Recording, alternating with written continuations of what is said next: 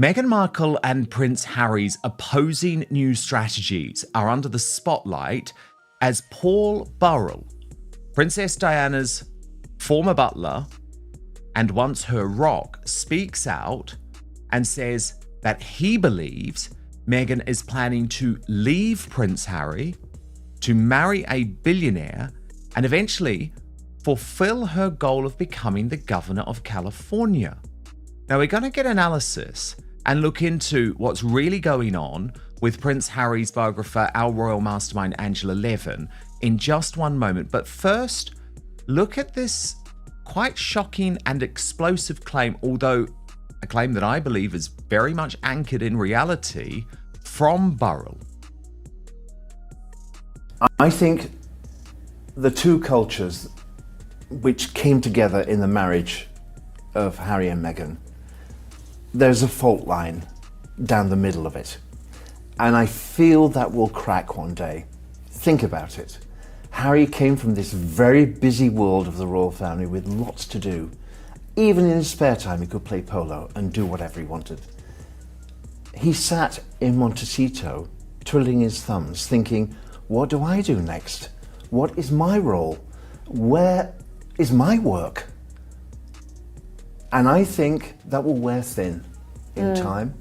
As Meghan rises in Netflix firmament into whatever she will do, fashion, beauty, whatever, jam, politics, wine, maybe? Politics, marry a, well, eventually. I think it won't be enough for Meghan and it won't be enough for Harry. And she will just go off and her next step is a billionaire. Because she's got millions, so why not step up to a billionaire? And why not go for politics? Why not become governor of California? So Angela Levin, there's lots of interesting stuff there. I mean, firstly, I guess I should ask you because, for example, another one of our contributors, Lady Colin Campbell, she's not a fan of Paul Burrell. She doesn't believe a lot of his claims. Where do you stand on Burrell? I'm the same. I don't believe everything he says. But I can tell you that she won't do anything political because she's so thin-skinned. If somebody says something to her about anything, she tried out to get into politics, and when they were criticizing her, she couldn't stand for it. She was screaming. She was in a terrible state.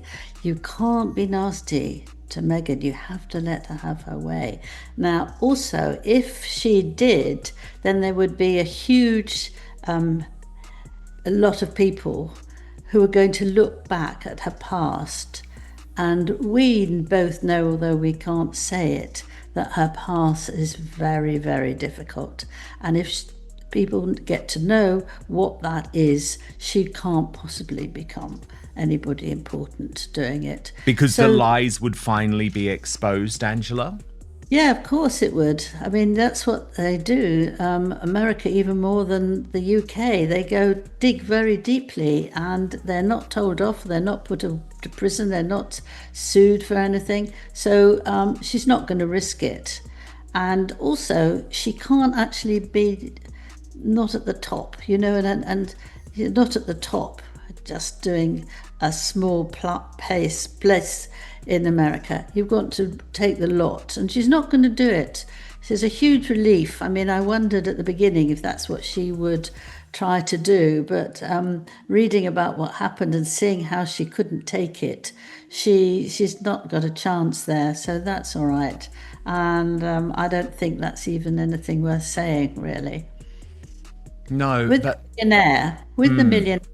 I think she's been billionaire. She wants. Billionaire. What? I mean, the poverty-stricken millionaire.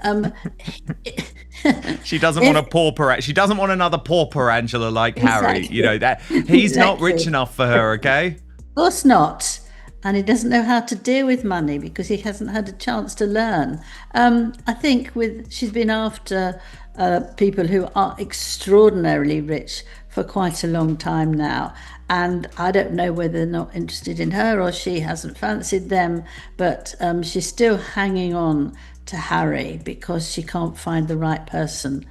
So that's another thing that's not happening at the moment. No, but Angela, you are right to point that out, though, because I know for a fact that there have been meetings with billionaires in Los Angeles. And so obviously she can say, well, you know, look, I'm needing professional investment or all of that type of thing. But Burrell's suggestion and your suggestion seems to be also if something romantic presented itself, maybe at some point she would go there. Because the thing is, Angela, if you look at her whole life, she has been a social climber, hasn't she?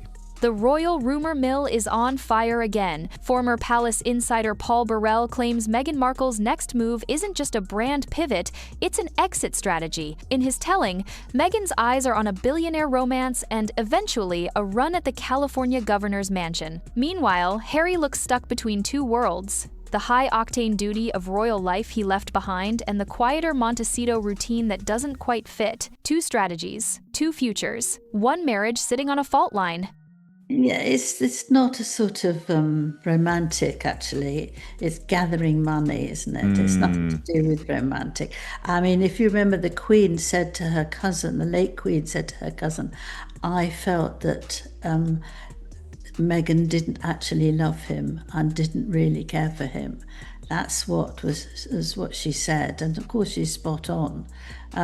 She just has used Harry as somebody she should tell what to do, and he's adored her. So these types of relationships don't go too well together, do they? But I remember very clearly, it wasn't long ago that we heard this, that the Queen had passed on, and she could see. And actually loads of women want to marry very, very rich men because they'll have loads of money to buy clothes and a lovely house, and they don't have to wash up and all that stuff. That it's a different sort of gathering, actually, and if you want lots of money, then you're after them in a very different way. And I'm sure she can charm people at the beginning, but if they stay quite long with her, like we have in this country, we thought she was marvellous at the time. The King told me that she was marvellous when I saw him just after the wedding, and he said,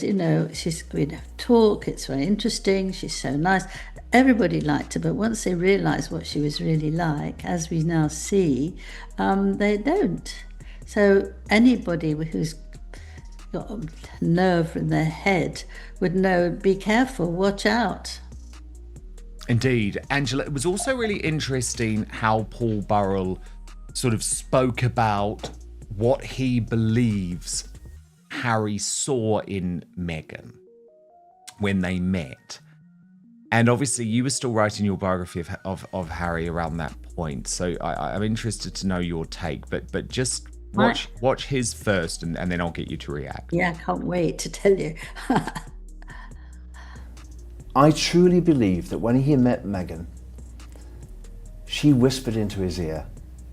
A 36-year-old mature woman whispered into his ear, Harry, you and I could change the world. And I don't think he heard Meghan's voice. I think he heard his mother's voice. And that's what he was searching for. He was searching for the love which he had with his mother.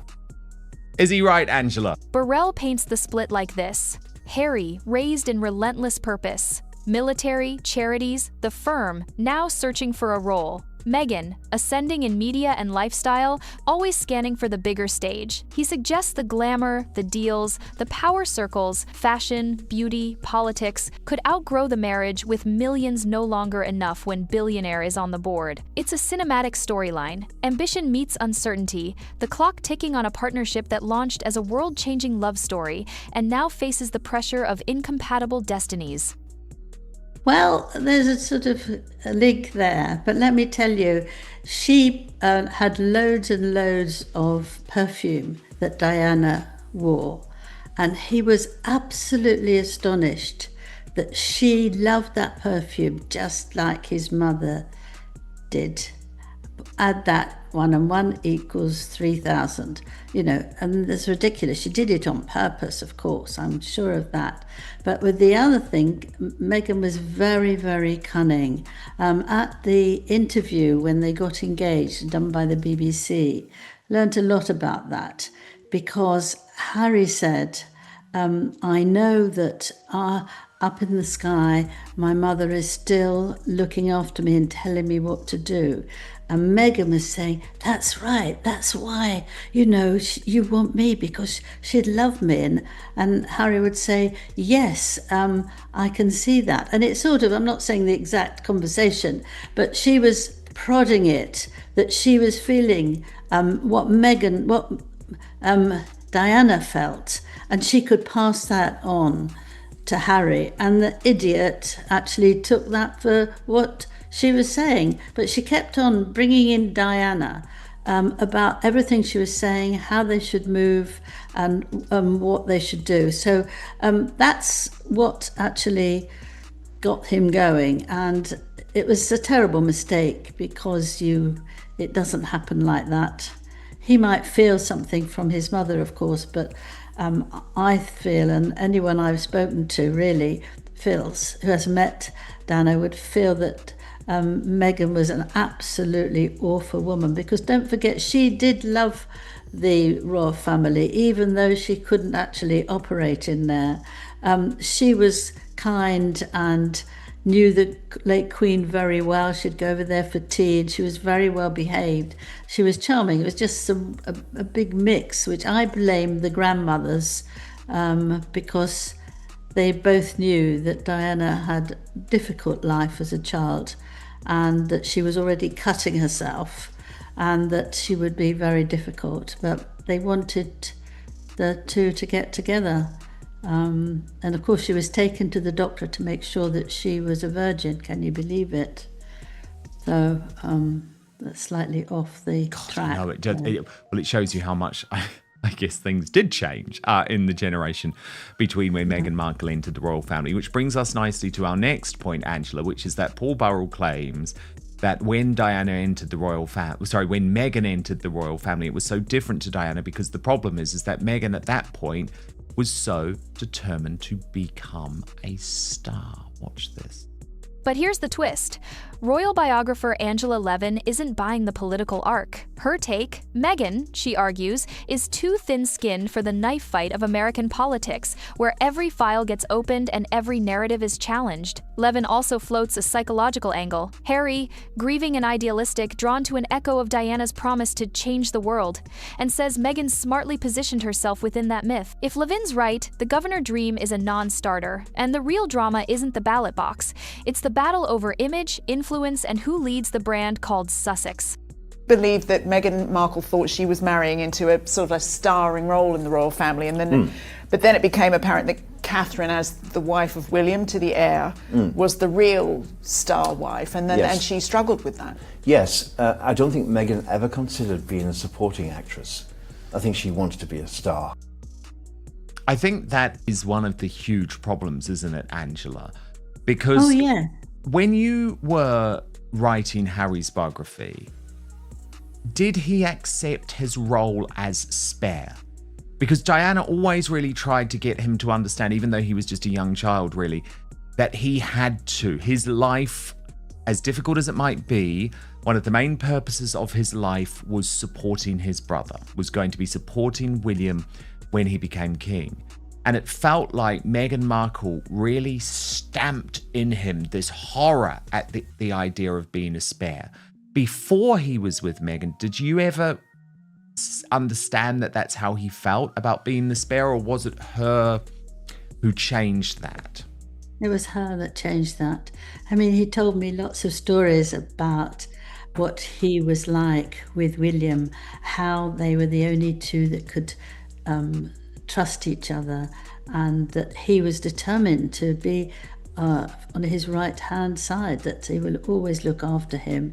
He's a most wonderful guy and all that. He liked him hugely, but he also liked Catherine hugely as well. You know, you must remember that he said, you know, I always wanted you're my image of the sister I thought I could have.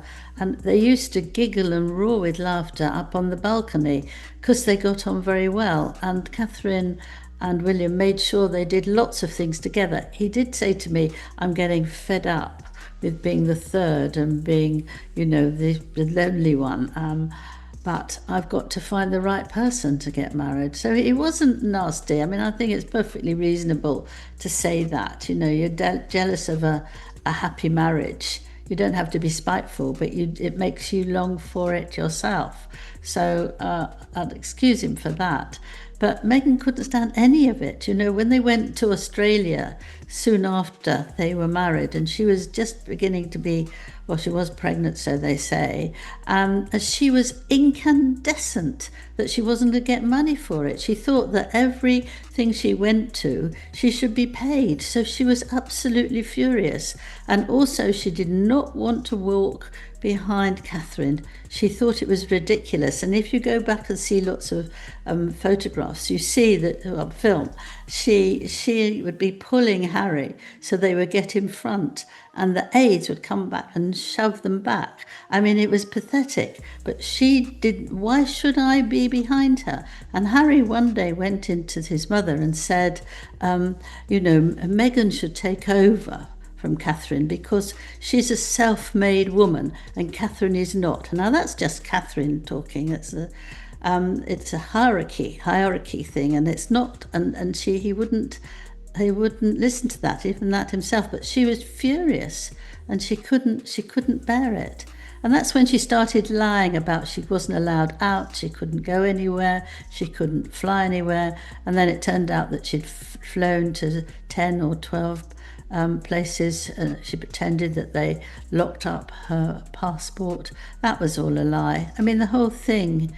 And there she is. So she thinks if she dresses like her, she will be like her, but, you know, miles different. I mean, there's just everything that is different. Kindness, beauty, generous, intelligent. You know, she'll do all that, but Meghan can't bear it, and even now she keeps on changing into something that Catherine has got. She does it on all her WhatsApps things. Yeah, and on Instagram, exactly. Instagram, Paul Burrell also says that their titles should be stripped. Angela, watch this. And then there's the title time bomb. Some commentators predict that when William ascends, the Sussex dukedom could be stripped, yet the princely style remains. Imagine the optics. No duke, no duchess. Princess Meghan, trending anyway. Would that look defiant, ridiculous, powerful? Depends on your feed. Add broader headwinds. Monarchy fatigue, PR missteps, and a public split over reconciliation, and the stakes only rise. If Harry edges back toward duty while Meghan pursues maximal celebrity, we're not watching a simple breakup rumor. We're watching a high-stakes negotiation over legacy, relevance, and who gets the last frame of the story. Foresee on the day of the ascension of William to be king that he will strip Harry and Meghan of their titles. That's interesting, isn't it? I've thought about that, but that would only make Meghan a princess. Right. Because the royal titles were bestowed on Meghan and Harry by the Queen. The Queen gave them the dukedom of Sussex, which made Meghan a duchess. That is a gift, a royal gift. That can be taken away. What can't be taken away is the title prince. Harry was born a prince. So if the titles Duke and Duchess were taken away from Meghan and Harry, Meghan would become Princess Meghan. Right. What's the worst of the two evils? Well, I mean, I've always understood that argument, Angela, but at some point, I mean, she'd look ridiculous, wouldn't she? She'd look utterly ridiculous with Harry and Meghan having been stripped of their titles, and she said, okay, you can call me Princess Meghan now. It's almost like, I don't really know if that's a reason not to strip the titles. I've always been a proponent of stripping the titles. Yes, I mean, that is the thing, that she will be called princess, but she also wants it at the moment, doesn't she? Harry's been allegedly talking to his father, saying it's very important that she is now given this title, and that I want everyone to bow or curtsy to her. So considering what she did in that terrible sort of bowing down mock sort of curtsy. Oh, on Netflix, I know. It's just dreadful, but it's very difficult to undo it. Yeah, that's the one. Isn't that shocking? And Harry didn't have the nerve to say, I don't think that's very nice to do that for my mother. And Angela, in part because of all of this chaos, support for the monarchy has now hit a record low. According to Taz wrote on this, support for monarchy hits record low, with King Charles supporting the World Economic Forum, showing support for Keir Starmer and mentioning Islam at every opportunity, even on Christian holidays. I'm not surprised. Add in the new meeting with Harry, it will only decline. Lee Cohen wrote, as a monarchist, this saddens me profoundly, but I hope the palace is listening. Frankly, I think the decision to consider reconciling with Prince Harry is catastrophic and could figure into the reasons behind the plunge in public opinion. And then the Royal News Network wrote, can't say I'm completely surprised. The younger generations especially aren't as interested in the monarchy. That will change with time, but the question is, can the monarchy survive until then? Angela, it's a huge concern. Yeah, it is, actually. What do you think's behind it? Well, I think it's very difficult for the king to do as much as he wanted. People are now anti-royal. A lot of them are anti-royal. We need something that is a bit more special. And I think all the trouble with the people within the royal family, like Prince Andrew and Meghan and Harry, they make people rather, what's going on here? And I think in terms of the money, a lot of them are jealous, and I think that's the last thing they should worry about. But I'm a great believer in the royal family, and I think that I would rather have a king or queen looking after us and caring about us than actually someone from politics or anyone who's got a load of money to come and take over. I think that would be awful, because they don't really care. But people in the royal family are devoted to the royal, to all of us, and really care how we are. Yeah, indeed. It is concerning, but I do think there have been some missteps made, and we do just have to remember, Angela, whatever the media might say, the decision for King Charles to sort of bow down and receive Harry, even if it's something that he wanted to do as a father, has not actually been a popular decision, regardless of what you might be reading at the moment in the Daily Mail or the Daily Telegraph. There is no desire, or the Daily Mirror, there is no desire from the British public or Harry to be welcomed back into the fold, and certainly no desire for him to have the red carpet laid out. But Angela Levin, our royal mastermind and also the biographer for Queen Camilla and Prince Harry, thank you so much for being here today.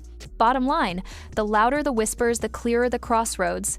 Either the Sussex strategy realigns, joint mission, joint brand, or the fault line widens. Billionaires, ballots, book deals, title talk, every piece feeds the plot. For now, it's all allegation and analysis. But if the next move lands, it won't be subtle. Stay tuned.